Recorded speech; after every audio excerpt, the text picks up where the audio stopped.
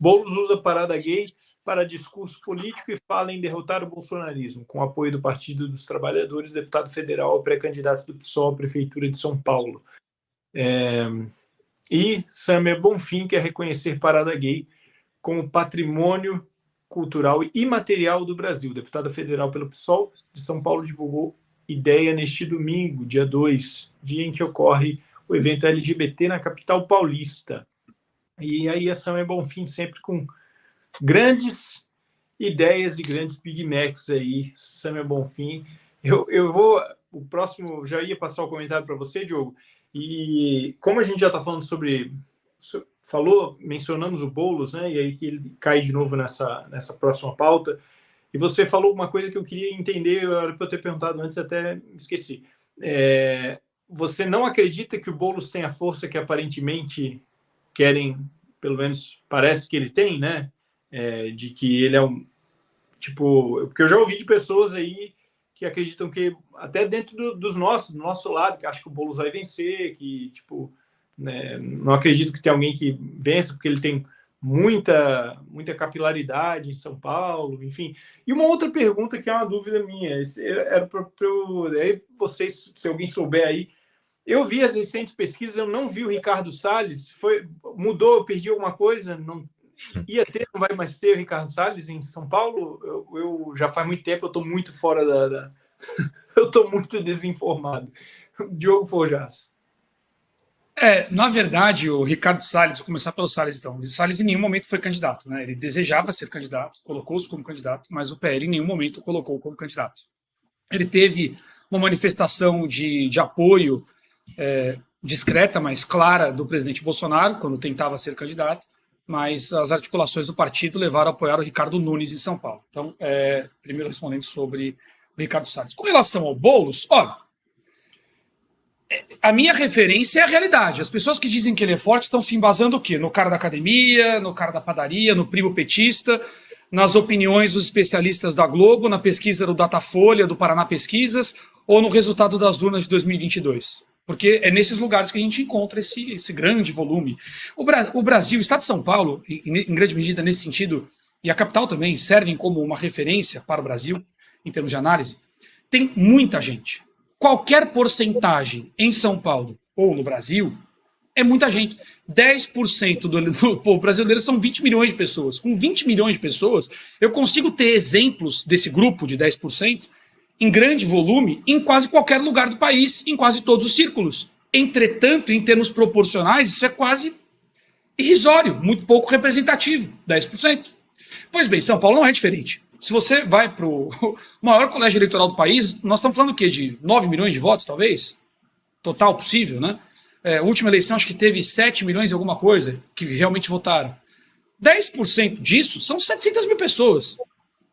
700 mil pessoas? Por favor.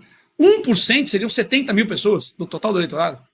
Veja, quando eu dei o exemplo do Guilherme Boulos, e eu digo que ele não tem a força que tem, não é baseado no que eu acho, no meu primo petista. Não. Eu estou olhando, eu procuro olhar para o que a realidade me mostra, onde eu consigo auferir indicadores de massa na realidade. Esse é o ponto. A gente sabe que o centro-esquerda, o tucanismo, é muito forte no estado de São Paulo. Sim, ele é. Você vai encontrar inúmeros exemplos no tal do votinho moderado, é verdade. Mas para o votinho moderado existem várias outras opções. Várias. Eu acho que, aliás, nesse momento, a esquerda tem mais divisões de votos para essa eleição em São Paulo do que a direita teria. Mas é difícil levar essa discussão porque as pessoas se embasam pelos dados, pela leitura pronta da realidade que os especialistas nos dão. Elas esquecem que esses especialistas, essas pesquisas, esses centralizadores da percepção são aqueles que trabalham justamente com o governo. Para se confirmar a distorção de realidade que generaliza a exceção, e talvez essa seja a base, né? Você pega a exceção e cria a percepção de que ela é regra. Quando você faz isso, você cria a dúvida da pessoa sobre o que de fato é regra. E às vezes, a depender do quanto a pessoa está suscetível a esse movimento, ela pode até achar que a regra virou exceção. Pois é. Eu acho que é mais ou menos esse o grande ponto. Porque no fim das contas, o que chancela essas posições sempre é a urna. A urna e os exemplos distorcidos. Então, uma engenharia social para criar a aceitação tácita do resultado que interessa ao poder, no meu entendimento. E isso passa por distorções como essa. Eu procuro olhar para a realidade. Como eu disse, dei exemplos concretos aqui. Alguém que diz que o Boulos é forte, pode me explicar por que, com tantos estudantes ligados ao PSOL e etc., que geralmente é base da argumentação, por que não consegue? Alguém pode me explicar como estatisticamente pode-se ter 2 milhões de votos, aproximadamente, e não conseguir o engajamento de 1% desses votos? Para nada? Alguém tem que me explicar isso aí. Para uma agenda política que é uma agenda intensa, é uma agenda extremista, que é o caso do Boulos, vem de uma origem extremista, estatisticamente falando, é quase impossível de se sustentar uma posição dessas, né? Então, eu procuro usar a realidade como referência, como o caso do Lula. Ah, ele teve 60 milhões de votos. É mesmo? Então como é que ele não consegue concentrar 1% desses votos em lugar nenhum? Se a maioria das pessoas são desavisados, desalinhados, que não se importam com política, que não têm engajamento, os desengajados não se engajam em comprar ou deixar de comprar nada, certo? Se eles são maioria, significa que a maioria do poder de consumo não está suscetível à influência de agendas políticas, certo? Certo. Então me explica o fenômeno do bis. Explica. O Felipe Neto fez a propaganda, o Randolph também, e caiu tanto a venda do bis, que é da Lacta, que impactou na Mondelez, dona da Lacta. E tiveram que retirar o contrato do rapaz. Ué, mas a maioria não é de desavisados, o meu primo petista, o cara da academia, o cara mais ou menos, não sei o que lá, e que não tem isso, e ninguém liga pra nada, e tá todo mundo vendo Globo, e vive o BBB. Ué, essa galera não deixa de comprar. E o bis caiu de preço. E mesmo caindo de preço, não vendeu. Ué, mas não era todo mundo desengajado? Você percebe que há uma distorção da percepção em que eles não precisam fazer com que você acredite na mentira. Eles só precisam fazer com que você duvide da realidade. É só isso. A dúvida da realidade te torna incapaz de combater a mentira. E você passa a ter uma aceitação tácita da sociedade para o resultado que convém àqueles que estão no poder. Isto é engenharia social pura. Era muito mais fácil fazer isso quando eles tinham todos os controles informacionais. A internet rompeu com essa hegemonia. Então agora a gente tem um ponto crítico. Mas é claro que é sempre mais fácil e mais cômodo colocar até a sua crítica dentro da vertente comum, dentro da vertente que parece ser a maioria. É o ponto mais confortável de análise crítica, quando a sua base é menos questionável. Então, as pessoas tendem muitas vezes a partir das premissas que eles nos dão. Eu não, eu procuro ver as premissas no que eu enxergo, vejo, ouço, nos números que eles não têm controle, né? Como os de consumo, efeito Magalu, efeito Bis, dá para fazer uma lista aqui, efeito Jovem Pan, eu posso continuar. Então, é por isso que eu digo que o Guilherme Boulos não tem essa força toda. Ele tem votos. E tem muita gente moderadinha ali nos jardins e tal que vai votar no cara. Tenho certeza disso. É aquela galera que sinaliza virtude. Não tem virtude, explora o pobre, não faz nenhuma das agendas que eles defendem, daí o canal Hipócritas, né? E de forma hipócrita, para sinalizar a virtude que não tem, vota em figuras com discurso como o dele. Então isso existe. Mas o quanto isso de fato representa a sociedade paulistana? Esse é o ponto. Proporcionalmente. É muita gente? Mas e na proporção? Então, é mais ou menos nessa linha aí que eu procuro ir. Com relação à pauta específica, até me alonguei um pouquinho na resposta para o Paulo, desculpa aí, Paulo, sobre esse negócio da parada gay, né, de fazer discurso na parada gay, que bom! Fiquei muito feliz quando vi que ele fez esse discurso político na parada gay, fiquei mesmo, porque já havia um movimento entre o pessoal, entre o movimento gay e tal, eu vi alguns, inclusive, gays de direita falando sobre isso na internet, de não ir à parada gay. Porque eles entendiam que a parada gay era um movimento político pró-governo e não ligado a qualquer pauta minoritária. Então você, olha, isso aí não está ligado à pauta minoritária, isso aí está ligado a apoiar esse governo. E muitos gays, inclusive aqueles que não se consideram de direita, gays, lésbicas, LGBTQIA+, Thunder Plus, Divãs Reticentes, sei lá, etc. Pois bem, asterisco, sei lá.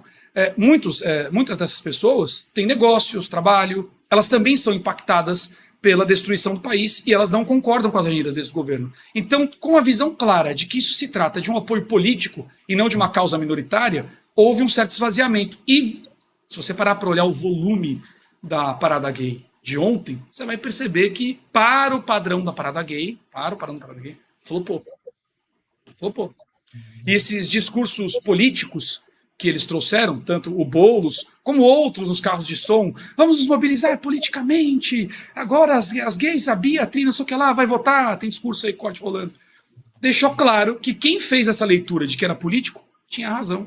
Então isso descaracteriza o que originou a força da parada gay em São Paulo, que era tratar da pauta minoritária especificamente, tornou-se uma pauta de ruptura cultural, deixou de ser por direitos, passou a ser por agenda e agora ganhou característica política direta. Então qual é a tendência com esse tipo de discurso que o Guilherme Boulos fez? É justamente esvaziar a subpauta. Se a ideia da Samia Bonfim era tornar um patrimônio cultural a parada gay, com essa característica político-eleitoral, ficou difícil.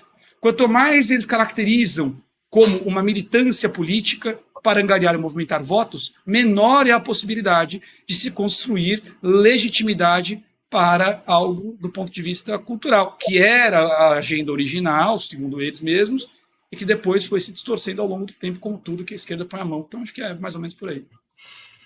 Obrigado, Diogo. Rafael Sanzio. Mas, Diogo, tu não vê... eu não estou falando do clamor do Boulos quando eu afirmo que ele tem muita força para ganhar as eleições. Não estou dizendo que são realmente eleitores, é porque eles têm a máquina pública para eleger, assim como eles elegeram Lula. A gente sabe que isso aí não foram pessoas reais que elegeram, e não se pode falar isso, senão o programa cai, né? Mas quando a gente diz, no caso, eu sempre tenho dito desde o ano passado que quando começaram essas pesquisas de opiniões referentes às próximas eleições seriam esse ano, é que eles têm a máquina pública para fazer o Boulos ser eleito, seja eles através de votos ou não. Para mim, não. Ele não tem esse clamor. A gente vê isso. A gente viu o Lula não tinha esse clamor e não consegue encher aquele estádio lá em Bugaçu, estádio não, aquele terreno que ele foi lá e não deu quase ninguém. Por isso, quando eu afirmo que o Boulos pode sim ganhar, é justamente pensando o que aconteceu nas eleições de 2023. É assim que eu vejo. Eu não sei qual a tua percepção a respeito disso. Não. Eu não disse que ele não pode ganhar. Eu disse que ele não tem votos. É diferente. Não, sim, eu não tô... Eu acho que o Paulo entendeu. Eu coloquei, inclusive, a engenharia social. E eu coloquei a engenharia social seria justamente para justificar o que você acabou de dizer. Uhum. A construção de dúvida para aceitação tácita visa justamente justificar uma vitória eleitoral que não se observa respaldo na realidade auferível. Esse é o ponto. Então, a gente concorda. Assim, eu não estou dizendo que ele não pode ganhar. Eu não estou dizendo que a intenção não é fazer ele ganhar. Só estou dizendo que eu não enxergo os votos dele, como até hoje não enxergo os votos do Lula. Não, eu também não... isso. Eu também não quis dizer que tu disse isso. Talvez seja um equívoco o Paulo pensou quando ele fez essa pergunta. Eu não sei, talvez... que eu já afirmei várias vezes que o Boulos tem grande chance de ser o novo prefeito de São Paulo. Não de forma honesta, como a gente conhece, como a gente sabe como eles têm a máquina pública, né?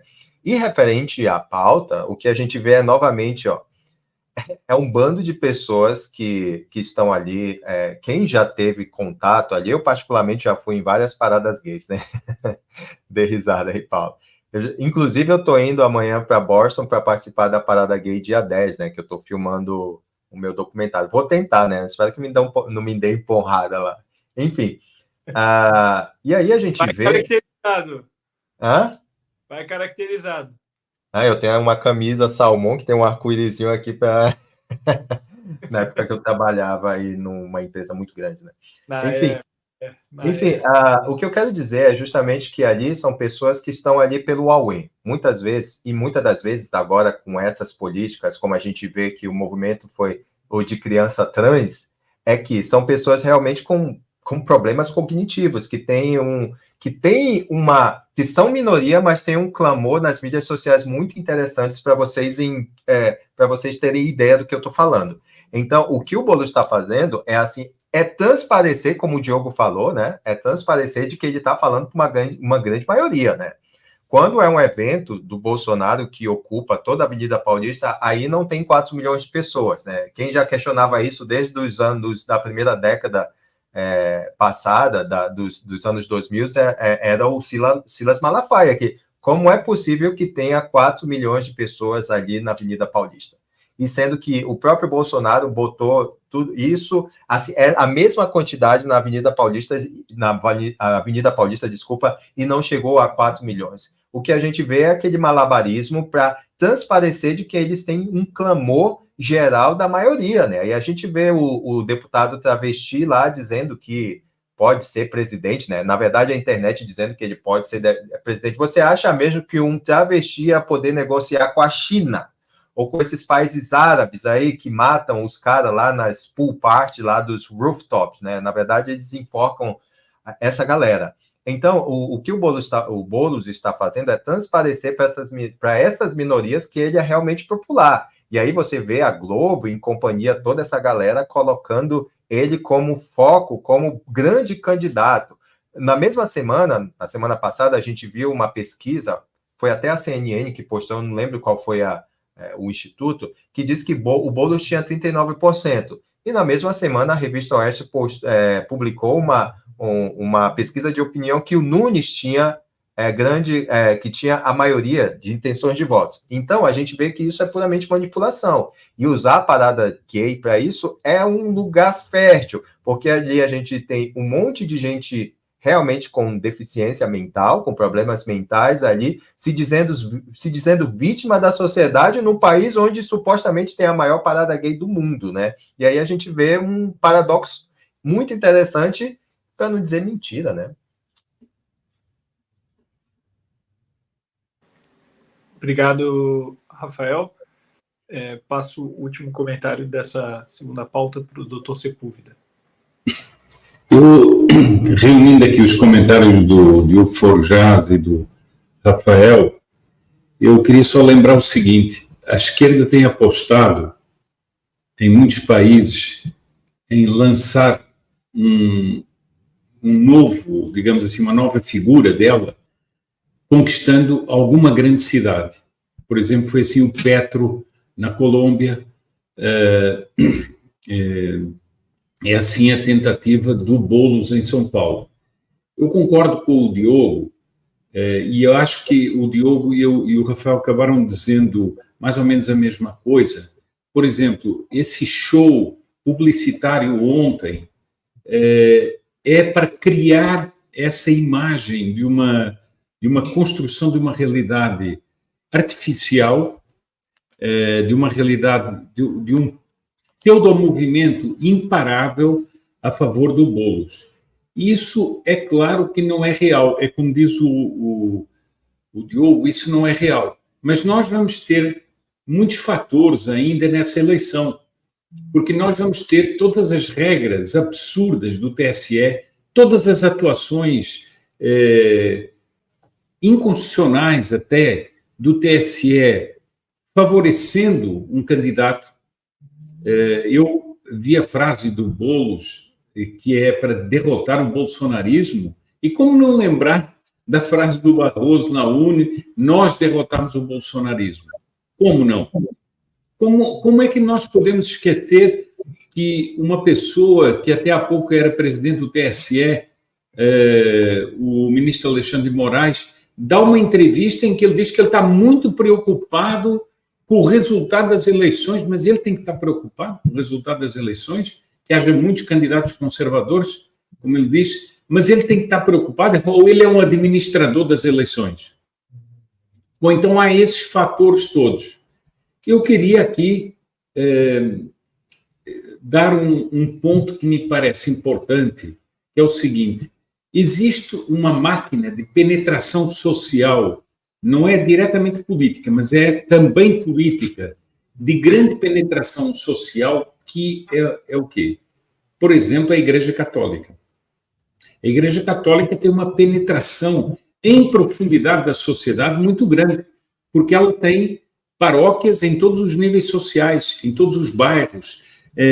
Ela administra muitos desses grupos de bairro, inspira muitos desses grupos de bairro. Ora, como nós sabemos, há uma grande infiltração da esquerda nesses ambientes. O próprio Boulos foi convidado para ser uma pessoa que dá aulas na PUC. O próprio Boulos, em outras eleições, tem procurado pelo menos fotografias que lhe deem o amparo do apoio político do arcebispo de São Paulo. essa parte me parece muito importante, e essa parte me parece uma parte real do poder de articulação do Boulos. Agora, é claro que há a construção de uma onda que não é verdadeira, ou não é inteiramente verdadeira, para justificar diante do público uma vitória meio enigmática. E mais do que isso, também para criar em certas pessoas que não têm personalidade o ímpeto de irem votar nele, mesmo que a primeira intenção, digamos assim, ou a primeira afinidade não seja com o próprio Boulos. Mas eu creio que o Boulos tem algumas coisas numa grande desvantagem. Ele é caracterizado como o invasor de propriedades, e isso não é bem visto pelas pessoas simples, mesmo pelas pessoas simples. O invasor de propriedade, da casa alheia, isso não é bem visto. Depois ele tem umas outras atitudes radicais que também ferem as pessoas. Então, eu acho que fazer agora previsões é um pouco duro, né? Eu acho duro, porque há muitos fatores em causa. Mas eu concordo essencialmente com isso. Distinguir a realidade eleitoral da máquina, do sistema, para tentar colocar o Boulos como prefeito de São Paulo.